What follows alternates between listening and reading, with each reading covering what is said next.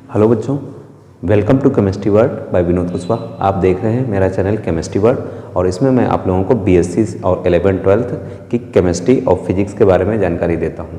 तो आप लोगों का केमिस्ट्री बीएससी फर्स्ट सेमेस्टर के पेपर चल रहे हैं, तो उसमें कुछ ऐसे टॉपिक है, मोस्ट इंपॉर्टेंट टॉपिक है, जिनके बारे में मैंने कुछ बताया है। और आज एक ऐसा टॉपिक लेंगे जो 100% बीएससी फर्स्ट सेमेस्टर के इनऑर्गेनिक केमिस्ट्री में पूछा जाता है। तो चलिए स्टार्ट करते हैं। क्या है? पोलराइजेशन ऑफ आयंस, आयनों का ध्रुवण, और उससे रिलेटेड क्या है? फैजान रूल। तो पहले जान लेते हैं पोलराइजेशन ऑफ आयंस क्या होता है। देखिए, कोई भी आयनिक कंपाउंड है, कैसा हमारा कंपाउंड है? अगर आयनिक कंपाउंड है, हमारा कोई भी आयनिक कंपाउंड है, तो उसमें क्या होता है? कैटायन होता और एनायन होता। कैटायन होगा और क्या होगा? एनायन होगा। ठीक है, तो कैटायन की पावर जो होती है वो क्या करती है? एनायन के जो आउटरमोस्ट इलेक्ट्रॉन क्लाउड होता है उसको अपनी ओर अट्रैक्ट करने की कैटायन की पावर होती है। यानी कि कैटायन क्या करता है? एनायन के आउटरमोस्ट इलेक्ट्रॉन क्लाउड को अपनी ओर अट्रैक्ट कर लेता है। क्यों अट्रैक्ट कर लेता है? क्योंकि इसकी साइज कम होती है, इसका साइज ज़्यादा होता, तो इसकी पावर इसके आउटरमोस्ट इलेक्ट्रॉन क्लाउड को अपनी ओर अट्रैक्ट करने की ज़्यादा होती है। इसकी ये पावर क्या कहलाती है? Polarisation power. ठीक है, जब ये इसके आउटरमोस्ट इलेक्ट्रॉन क्लाउड को अट्रैक्ट करेगा तो इसका आउटरमोस्ट इलेक्ट्रॉन क्लाउड जो सिमेट्रिकल पहले था वो सिमेट्रिकल ना होकर कुछ डिस्टॉर्टेड हो जाएगा, यानी कि स्ट्रक्चर इसका कुछ चेंज हो जाएगा, इस तरीके से हो जाएगा कुछ, यानी कि इसके इलेक्ट्रॉन क्लाउड इसके पास पहुंच जाएंगे। ठीक है, तो ये जो एनायन था हमारा, इसका शेप चेंज हो गया, इसी को कहते हैं पोलराइज्ड आयन। क्या कह देते हैं? Polarised ion. किसके कारण हुआ? कैटायन के कारण। और कैटायन की जो पावर होती है इसे कहते हैं पोलराइजेशन पावर ऑफ कैटायन। यानी कि कैटायन क्या करता है? एनायन के इलेक्ट्रॉन क्लाउड को अट्रैक्ट करके एनायन को क्या कर देता? पोलराइज कर देता। यही पूरी प्रोसेस क्या कहला रहती है? Polarisation of ions. किसमें होती? Ionic compound. भाई आयनिक कंपाउंड में आयन होंगे पॉजिटिव निगेटिव, तो हमेशा ये रहना पॉजिटिव वाला निगेटिव के इलेक्ट्रॉन क्लाउड को खींच लेगा, और जब खींच लेगा तो उसका आउटरमोस्ट का इलेक्ट्रॉन क्लाउड कैटायन के पास पहुंचेगी, जिसके कारण उसका स्ट्रक्चर चेंज होएगा, डिस्टॉर्टेड हो जाएगा। तो जो एनायन है वो क्या कहलाएगा? पोलराइज्ड आयन या पोलराइज्ड एनायन। क्या कहलाएगा? Polarised anion. और यही प्रोसेस क्या कहलाती है? Polarisation of ions. और जो कैटायन होता है उसकी ये पावर क्या कहलाती है? पोलराइजिंग पावर ऑफ कैटायन या पोलराइजेशन पावर ऑफ कैटायन। ठीक है, तो ये हो गया पोलराइजेशन ऑफ। इसी से रिलेटेड है हमारा फैजान रूल। तो देखो फैजान रूल क्या होता है, बहुत इंपॉर्टेंट है।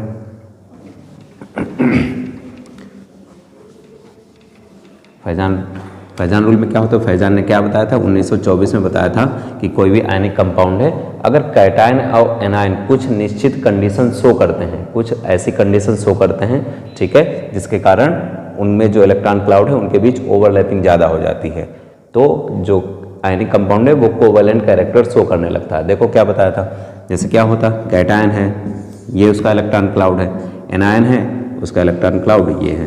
अब कैटायन क्या करेगा? इसको अट्रैक्ट करेगा। कैटायन की पावर कम है तो यहाँ तक अट्रैक्ट करेगा, अगर पावर बढ़ती है तो और ज़्यादा अट्रैक्ट करेगा, अगर पावर और ज़्यादा बढ़ती है तो और ज़्यादा अट्रैक्ट करेगा। और जैसे ही कैटायन की पावर ज़्यादा बढ़ती चली जाती है तो देखो ये कैटायन का इलेक्ट्रॉन क्लाउड है और ये एनायन का इलेक्ट्रॉन क्लाउड है, यहाँ पे क्या हो गई? ओवरलैपिंग। और आप लोगों को पता है ओवरलैपिंग से कौन सा बॉन्ड बनता है? Covalent bond. यानी कि जैसे जैसे कैटायन की पावर बढ़ती चली जाती है तो कैटायन और एनायन के इलेक्ट्रॉन क्लाउड के बीच क्या होने लगती है? ओवरलैपिंग होने लगती है। और जो ओवरलैपिंग होने लगता है तो जो कंपाउंड है वो कैसा कैरेक्टर शो करने लगता है? Covalent character. जितनी ज़्यादा ओवरलैपिंग होगी उतना ज़्यादा कोवैलेंट कैरेक्टर, यानी कि कैटायन की जितनी ज़्यादा पावर खींचने की होगी, ठीक है, तो ज़्यादा ओवरलैपिंग होगी, और ज़्यादा ओवरलैपिंग होगी तो फिर क्या हो जाएगा? कोवैलेंट कैरेक्टर ज़्यादा हो जाएगा। यानी कि सीधे समझो, अगर कैटायन की पोलराइजिंग पावर ज़्यादा है, कैटायन की पोलराइजिंग पावर ज़्यादा है, ठीक है, तो ओवरलैपिंग क्या होगी? ज़्यादा हो जाएगी। इसके बीच ओवरलैपिंग हो, याद रखना, इलेक्ट्रॉन ओवरलैपिंग क्या हो जाएगी? ज़्यादा हो जाएगी। अगर ओवरलैपिंग ज़्यादा है तो फिर क्या हो जाएगा? कोवैलेंट कैरेक्टर भी ज़्यादा हो जाएगा। कोवैलेंट कैरेक्टर भी क्या हो जाएगा? ज़्यादा हो जाएगा। ठीक है, तो अगर कैटायन की पोलराइजिंग पावर ज़्यादा है तो ओवरलैपिंग ज़्यादा होगी उनके इलेक्ट्रॉन क्लाउड के बीच, और इलेक्ट्रॉन क्लाउड के बीच ओवरलैपिंग ज़्यादा होगी, जिसके कोवैलेंट कैरेक्टर ज़्यादा हो जाएगा और आयनिक कैरेक्टर कम हो जाएगा। अब कुछ कंडीशन फैजान ने बताई थी कि क्या क्या कंडीशन होगी जब कैटायन की पोलराइजिंग पावर ज़्यादा होगी, तो वो देख लो कौन कौन सी कंडीशन थी।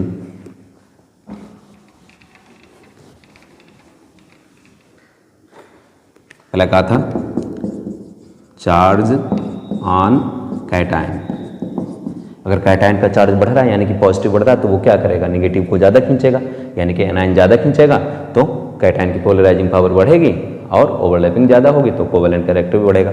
तो चार्ज ऑन कैटायन अगर ज़्यादा है तो इसके प्रोपोर्शनल क्या होगा, polarising power of cation. Polarising power ज़्यादा है तो क्या होगा, ओवरलैपिंग ज़्यादा हो जाएगी, ओवरलैपिंग, और ओवरलैपिंग ज़्यादा है तो फिर क्या हो जाएगा, कोवेलेंट कैरेक्टर, कोवेलेंट कैरेक्टर। ठीक है, फिर देखो दूसरा पॉइंट क्या था,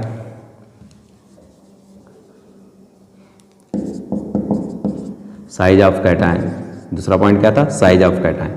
कैटायन का साइज बढ़ता, बड़ा साइज होता है तो उसकी अट्रैक्ट करने की पावर क्या होती चली जाएगी, कम होती चली जाएगी, क्योंकि वो अपने ही इलेक्ट्रॉनों को नहीं खींच पाएगा तो दूसरे के इलेक्ट्रॉनों को क्या खींचेगा। जैसे क्या, कोई चीज़ पास में है, देखो जैसे एक कैटायन इस साइज का, एक कैटायन इस साइज का है, ठीक है, तो ये अपने इलेक्ट्रॉनों को भी खींच लेगा और इसकी पावर ज़्यादा है तो ये बाहर जो इलेक्ट्रॉन होंगे उनको भी खींच लेगा। अब पता चला ये यहीं तक खींच पा रहे तो बाहर के जो इलेक्ट्रॉन होंगे उनको नहीं खींच पाएगा, यानी कि वो कैटायन जिसका साइज ज़्यादा होगा, ठीक है, उसकी पोलराइजिंग पावर कम होगी, यानी कि अट्रैक्टिंग पावर कम होगी। यानी कि अगर कैटायन का साइज ज़्यादा है तो उसकी खींचने की क्षमता क्या हो जाएगी, कम हो जाएगी। जब खींचने की क्षमता कम हो जाएगी तो उसकी पोलराइजिंग पावर क्या हो जाएगी, कैटायन की कम हो जाएगी। पोलराइजिंग पावर कम हो जाएगी तो ओवरलैपिंग कम हो जाएगी, ओवरलैपिंग कम होगी तो कोवेलेंट कैरेक्टर कम हो जाएगा और आयनिक कैरेक्टर बढ़ जाएगा। फिर देखो तीसरा पॉइंट क्या था,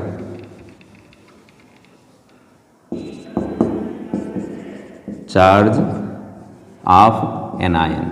क्या था, चार्ज ऑफ एनायन। अगर एनायन पे चार्ज बढ़ता है तो कैटायन उसको और ज़्यादा खींचेगा। जैसे देखो ये पॉजिटिव वाला है और ये निगेटिव वाला है, ठीक। अब इस पे निगेटिव ज़्यादा हो गया, मान लिया कितना निगेटिव हो गया, 2 निगेटिव हो गया, तो पॉजिटिव वाला किसको ज़्यादा जल्दी खींचेगा, जिसके पास ज़्यादा निगेटिव होगा।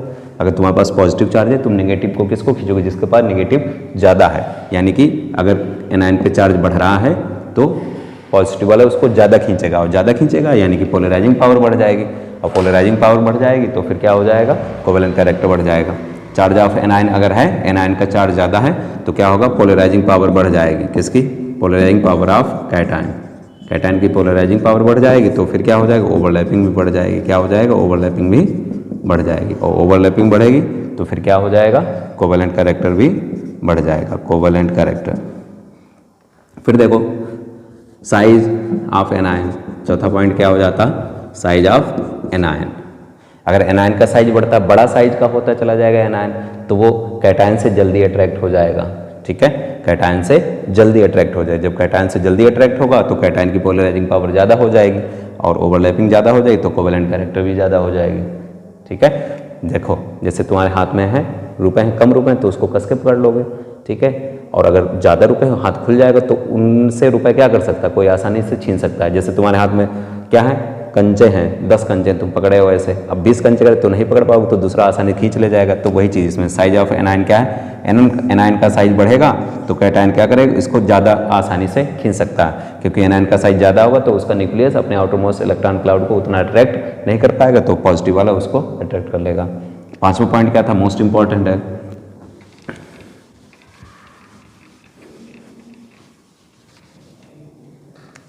पांचवा पॉइंट क्या था, ठीक है। कैटायन में अगर देखा जाएगा इलेक्ट्रॉनिक कॉन्फ़िगरेशन, ऐसा है कैटायन जिनका इलेक्ट्रॉनिक कॉन्फ़िगरेशन में कितना इलेक्ट्रॉन है, 18 इलेक्ट्रॉन है, तो उसकी पोलराइजिंग पावर ज़्यादा होगी, उसकी पीपी क्या होगी, ज़्यादा होगी। कौन से, जिसके आउटरमोस्ट शेल में 8 इलेक्ट्रॉन है, ठीक है। कैटायन अगर है उसके आउटरमोस्ट शेल में 18 इलेक्ट्रॉन है तो उसकी पोलराइजिंग पावर ज़्यादा होगी, किसके अपेक्षा, 8 इलेक्ट्रॉन वाले की अपेक्षा, ठीक है। तो यानी कि 8 वाला ज़्यादा अट्रैक्ट करेगा और 8 वाला कम अट्रैक्ट करेगा। इसका एग्जाम्पल देख सकते हो, देखो जैसे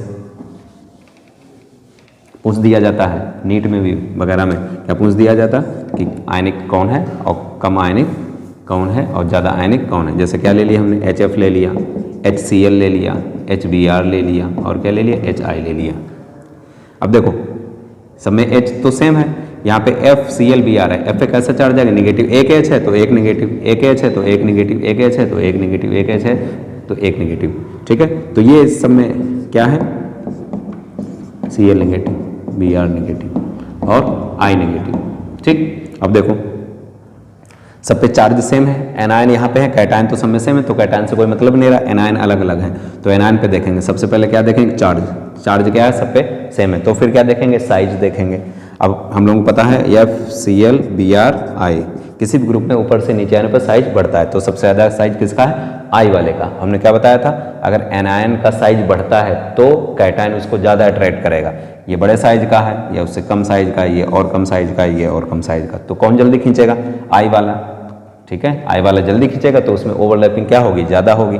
ओवरलैपिंग ज़्यादा होगी तो उसका कोवेलेंट कैरेक्टर भी ज़्यादा होगा, यानी कि एच आई क्या हो जाएगा? हमारा कोवेलेंट हो जाएगा, और ये क्या हो जाएगा? हमारा आयनिक हो जाएगा, एच एफ। समझ गए? इस तरीके से polarisation of ion of Fajans rule.